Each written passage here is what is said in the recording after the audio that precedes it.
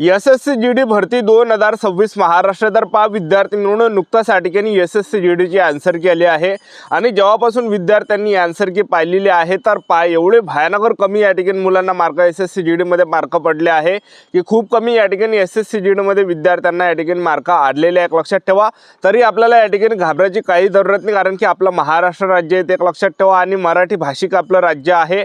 तर यावर्षी महाराष्ट्राचा कडाप किती लागणार आहे असे भरपूर विद्यार्थ्यांचे कमेंट होते की सर कॅटेगरी वाइज कडाप सांगा। एसएससी जीडी भरतीचा 2026चा आपल्या महाराष्ट्राचा कॅटेगरी वाइज कडाप किती जाणार आहे। नक्सल एरिया आणि जनरल एरियाचा SC ST OBC EWS open ex serviceman या सर्व कॅटेगरी बद्दल महिला उमेदवारांचा पण कडाप तुम्हाला सांगणार आहे, पुरुष उमेदवारांचा पण कडाप या ठिकाणी सांगणार आहे। कडाप या ठिकाणी किती जाणार आहे, सेफ झोन किती असणार आहे, किती मार्क आपल्याला असले पाहिजे जेणेकरून आपण आपल्याला या ठिकाणी ग्राउंडला बोलावलं जाणार आहे, किती मार्कावर आपल्याला ग्राउंडसाठी बोलावलं जाणार आहे याबद्दल सुद्धा आपण आजच्या व्हिडिओच्या माध्यमातून बोलणार आहे। कितीपर्यंत कडाप जाणार आहे, किती या ठिकाणी सेफ झोन असणार आहे याबद्दल आपण बोलणार आहे आणि कडाप कमी जाण्याचे सुद्धा काही कारण मी तुम्हाला या व्हिडिओच्या माध्यमातून सांगणार आहे की कडाप या ठिकाणी कशा प्रकारे कमी जाणार आहे।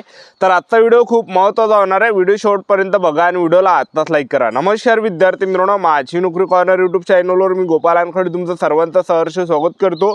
तर मित्रांनो, व्हिडिओचा थंबनेल बघून तुमच्या लक्षात आलं असेल की आपला व्हिडिओ कोणत्या टॉपिकवर होणार आहे। व्हिडिओ सुरू करण्याच्या आधी आपल्या यूट्यूब चॅनलला सबस्क्राइब करा जेणेकरून प्रत्येक भरतीचे अपडेट तुमच्यापर्यंत सर्वात आधी पोहोचेल। जास्त करून एसएससी जीडी भरतीबद्दल वेळोवेळी अपडेट मी तुम्हाला आपल्या यूट्यूब चॅनलच्या माध्यमातून देत असतो। व्हिडिओ सुरू करण्याच्या अगोदर सर्वांना एक रिक्वेस्ट आहे की तुम्हाला किती मार्क पडले हे नक्की कमेंट बॉक्समध्ये सांगा जेणेकरून एक अंदाज लागणार आहे की कितीच्या रेशोने मुलांना विद्यार्थ्यांना सरासरी मार्क रेशो आपल्याला या ठिकाणी एक रेशो भेटणार आहे, लक्षात ठेवा। ठीक आहे, खाली कमेंट बॉक्समध्ये तुमची कॅटेगरी लिहा आणि तुम्हाला किती मार्क पडले हे कमेंट बॉक्समध्ये नक्की या ठिकाणी लिहा।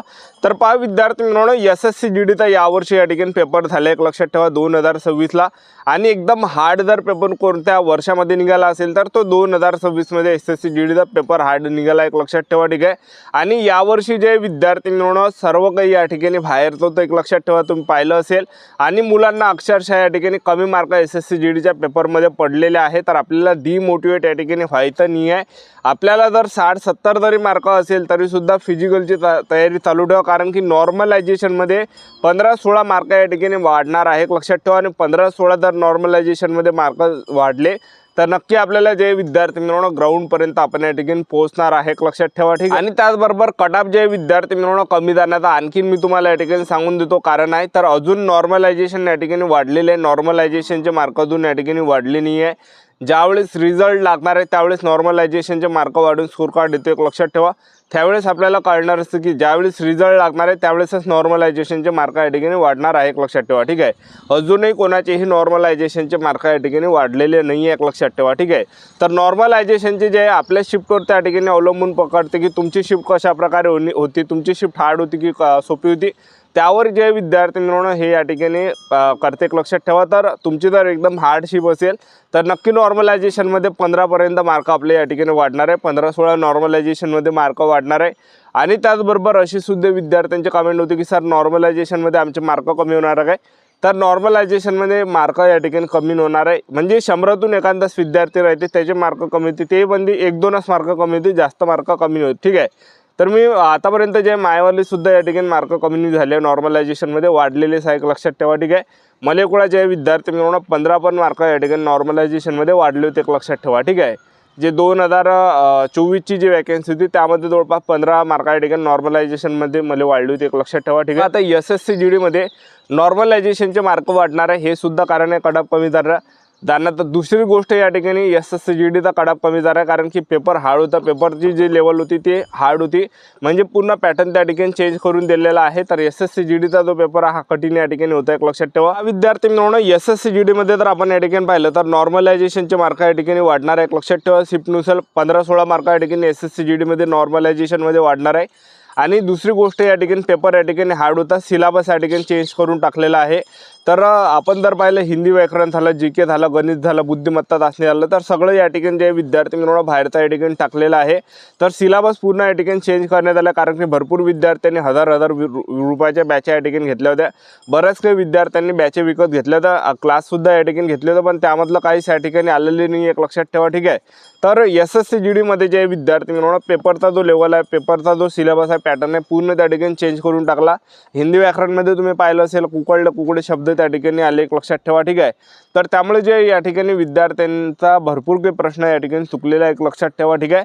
त्यामुळे कडाप यावर्षी कमी जाणार आहे. आणि त्याचबरोबर तिसरं जे कारण आहे, SSC GDच्या जागा वाढणार आहे. जवळपास 20-25 हजार जागा SSC GDच्या वाढणार आहे. टोटल जे वॅकन्सी आहे 50,000 पुढे या ठिकाणी जाणार आहे. सध्याच्या कंडिशनला 25,000 जागांसाठी SSC GDची भरती चालू आहे. 100% जे विद्यार्थी मिळून 20 ते 25,000 जागा या ठिकाणी वाढणार आहे, लक्षात ठेवा. लिहून ठेवा, टाइम थोडा लागणार आहे, पण SSC GD मध्ये ह्या वॅकन्सीमध्ये जागा वाढणार आहे, लक्षात ठेवा, ठीक आहे. ही जी वॅकन्सी आहे दरवर्षी जे विद्यार्थी मिळून 50,000च्या पुढे राहते, लक्षात ठेवा. तर अजून यामध्ये 20-25 हजार जागा वाढणार आहे. त्यामुळे 50,000च्या वरती वॅकन्सी जाणार आहे. तर हे काही कारण आहे.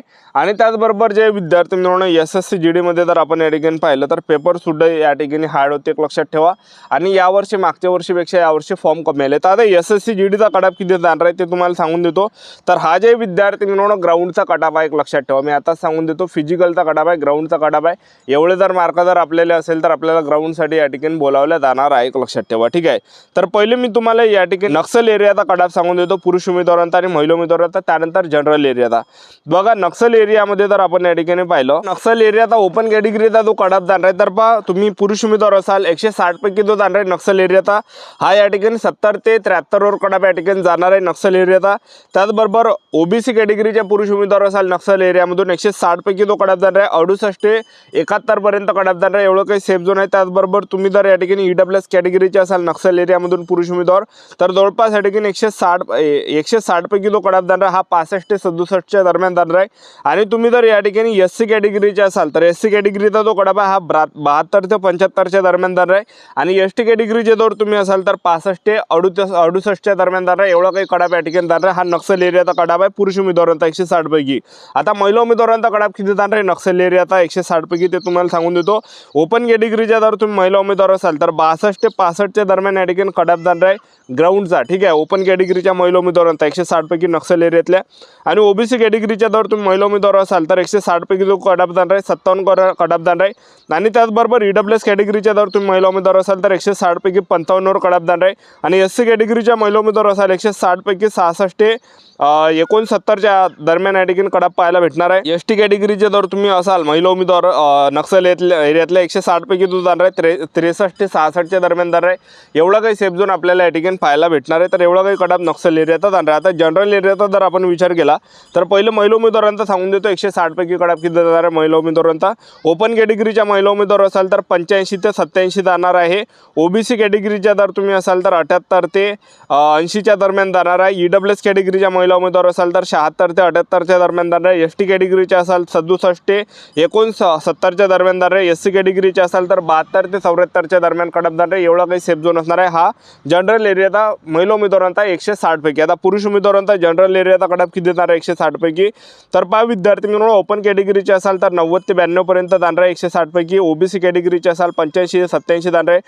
OBC कॅटेगरीचा 160 पैकी. EWS असाल तर 83 ते 85च्या दरम्यान जाणार आहे. SC असाल तर 80 ते 82 पर्यंत. ST असाल तर 77 ते 80च्या दरम्यान जाणार आहे, एवढा काही कटाप या ठिकाणी जाणार आहे जनरल एरियाचा पुरुष उमेदवारांचा 160 पैकी. तर आपल्या YouTube चॅनल सबस्क्राईब करून ठेवा, वेळोवेळी अपडेट देत राहणार. आजच्यासाठी थांबतो, व्हिडिओ नेक्स्ट व्हिडिओमध्ये. जय हिंद.